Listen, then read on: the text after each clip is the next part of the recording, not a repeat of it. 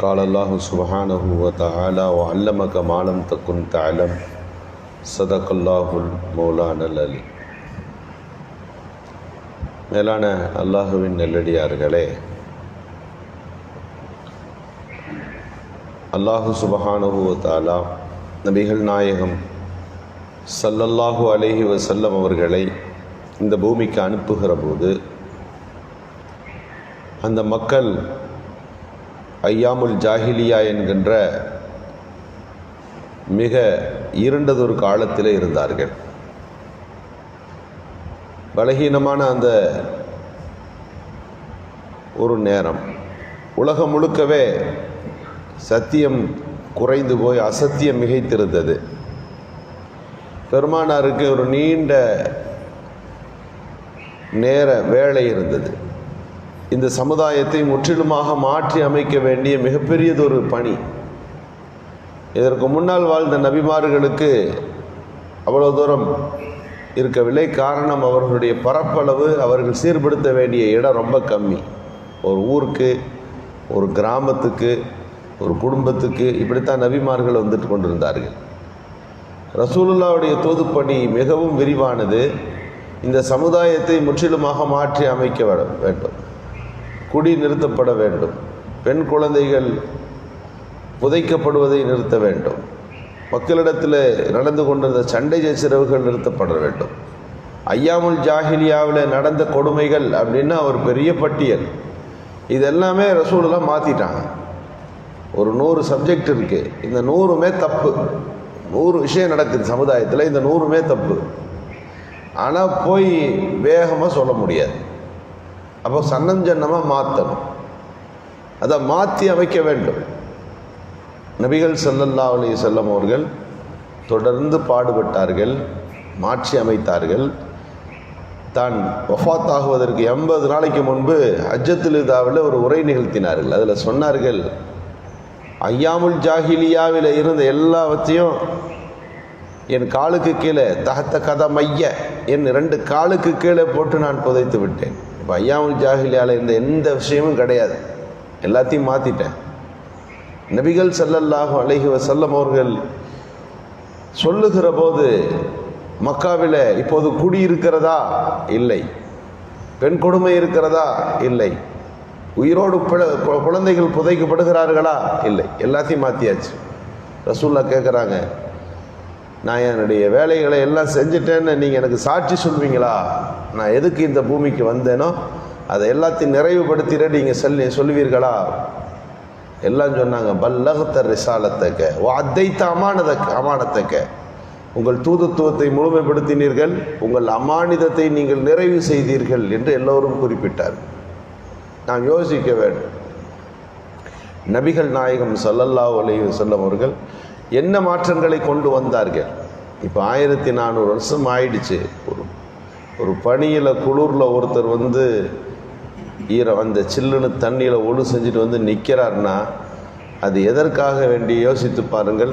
1400 ஆண்டுகளுக்கு முன்பு நபிகள் நாயகம் ஸல்லல்லாஹு அலைஹி வஸல்லம் அவர்களுடைய போதனை அல்லாஹ்விற்கு முன்னால் நிற்கிற போது இந்த ஒழு செய்ய வேண்டும். இந்த உலகத்தில் யாருக்காவது இதுபோல காலம் கடந்து அவர்களுடைய கட்டளைகள் பின்பற்றப்படுகிறதா? நபிகள் ஸல்லல்லாஹு அலைஹி வஸல்லம் உடைய தாக்கம் இந்த பூமி இருக்கிறவரை இருக்கும். பெருமானார் ஸல்லல்லாஹு அலைஹி வஸல்லம் அவர்கள் ஒரு குறிப்பிட்ட காலத்தில் நின்றுவிட்டு போனார்கள், வாழ்ந்துவிட்டு போனார்கள் என்பதல்ல.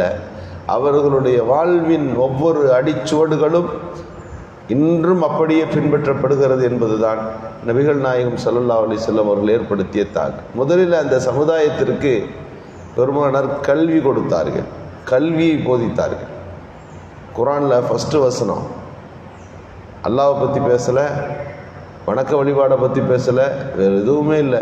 முதல்ல படிங்க, இக்ரா, படியுங்கள், ஓதுங்கள். நூன் வல் கலம், பேனாவின் மீது சத்தியமாக, வமா யஸ்துரூன், அதை எழுதுகிற எழுத்தாளர்கள் மீதும் அந்த பொருள்களின் மீதும் சத்தியம் என்று குர்ஆன் வசனம் இறங்குது. புத்தகங்கள் அப்படின்ற வசனங்கள் வருகிறது. சிந்தியுங்கள், யோசியுங்கள், இது போன்ற வசனங்கள் எல்லாத்தையும் மக்களை நோக்கி எதை நோக்கி திருப்புகிறதுனா, முதல்ல கல்வியாளர்களாக இந்த சமுதாயம் மாறணும். கல்வி வந்துவிட்டால் இந்த சமுதாய இடத்துல உண்மை எது பொய் எதுன்னு புரிகிற பண்பு வரும். இஸ்லாம் முதல்ல கல்வியை போதித்தது, மக்களுக்கு கொஞ்சம் எஜுகேட்டட் பண்ணுது. எழுத படிக்க தெரிந்தவர்களே மொத்தமே 10க்கும் உட்பட்ட நபர்கள் தான். எத்தனை பேருக்கு எழுதவும் படிக்கவும் தெரியும்? அல் உம்மியீன் அப்படின்னு அவங்களுக்கு பேர். அது பள்ளிக்கூடத்துக்கும் மலைக்கும் ஒதுங்காதவங்க, ஸ்கூல்னால் தெரியாது. படித்து கொள்ளுகிற ஆற்றல் அவர்களுக்கு இருக்கிறது, ஆனால் படித்து கொள்ளுகிற பண்பு அவரிடத்தில் இல்லை. யாருக்கு சொல்லிக் கொடுத்தாங்கன்னு தெரியாது. நபி ஸல்லல்லாஹு அலைஹி வஸல்லம் தான் முதல்ல தாருல் அர்க்கம் என்ற இடத்துல வீடை பிடிச்சி முதல்ல உட்காந்து சொல்லிக் கொடுக்க தொடங்கினாங்க. மதீனாவுக்கு வந்த பிறகு அஸ்ஹாபு சுஃபா அப்படின்னு ஒரு பள்ளிக்கூடத்தை நிறுவனாங்க. ஸ்கூல் மாதிரி தான் அது, பள்ளிவாசலை ஒட்டி அது பெரிய திண்ணை. என்றைக்கும் மதீனாவுக்கு போனீங்கன்னா அந்த போர்டு இருக்குது, அஸ்ஹாபு சுஃபா, இந்த இடத்துல தான் ரசூலுல்லாஹ் உட்காந்து நடத்தினாங்கன்னு. திறந்தவரி பல்கலைக்கழகங்களை போல நபிகள் ஸல்லல்லாஹு அலைஹி வஸல்லம் இந்த கல்வி கூடங்களை நிறுவினார்கள். பெண்களுக்கு வாரத்தில் ஒரு நாள் அவர்களுக்குன்னு ஒரு பாடம் நடத்துறதுக்கு ஒரு நாளை ஒதுக்குனாங்க. எல்லாவற்றையும் பேசினார்கள். அல்லமக்க மாலம் தக்குன் தாலம், அல்லாஹ் குர்ஆனில் சொல்லுகிறான், நபிக்கு எல்லாவற்றையும் அல்லாஹ் கற்றுக் கொடுத்தான். எதை பற்றியும் நபிகள் ஸல்லல்லாஹு அலைஹி வஸல்லம் பேசுவார்கள். அவர்கள் பேசிய பேச்சுக்களை, அவர்கள் சொன்ன கருத்துக்களை எழுதி கொண்டே இருந்தார்கள். அதற்கு பெயர் தான் நாம் ஹதீஸ்ன்னு சொல்கிறோம். 23 வருஷத்தில் ரசூலுல்லாஹ் பேசின பேச்சுக்கள் தான் ஹதீஸுகள். ஆதாரபூர்வமாக இருக்கின்ற விஷயத்தை புகாரி ரஹ்மத்துல்லாஹி எழுதியிருக்கிறார்கள். சஹீஹ்னு நிரூபிக்கப்பட்டவைகள். கொஞ்சம் ஹதீஸு தான் சில கருத்துதில் வேறுபாடு படுகின்ற காரணத்தினாலே பல லட்ச ஹதீஸுகள் எழுதப்பட்டிருக்கிறது. ஹதீஸ் கிரந்தங்களில் 40 தாண்டுகிற அங்கீகரிக்கப்பட்ட புத்தகங்கள் உண்டு. இப்படி நபிகள் ஸல்லல்லாஹு அலைஹி வஸல்லம் அவர்கள் பேசி முடித்த போது ஒரு சமூகம் உலகத்துக்கு தயாரானது எந்த அளவுக்கு என்று சொன்னால், அஸ்ஸஹாபி கன்னுஜுமி, என் தோழர்கள், என்னால் பண்படுத்தப்பட்ட இந்த மக்கள் நட்சத்திரத்தை போல. நீங்கள் யாரை வேணால் பின்பற்றுங்க. ஐயுக்கும் இஹ்ததைத்தும், நீங்கள் யாரை வேணால் பின்பற்றுங்க, நீங்கள் நேர்வழி பெறுவீர்கள் என்றார்கள் ஸல்லல்லாஹு அலைஹி வஸல்லம். கடைசியாக அவர்களை நோக்கி ரசூலுல்லாஹ் சொன்ன வார்த்தை, பல்லிகு அன்னி வலவாயா, என்கிட்டருந்து கிடைச்சா வாங்கிக்கிட்ட எல்லா இல்மையும் கொண்டு போய் எல்லாத்துக்கும் கொடுங்கன்னாங்க.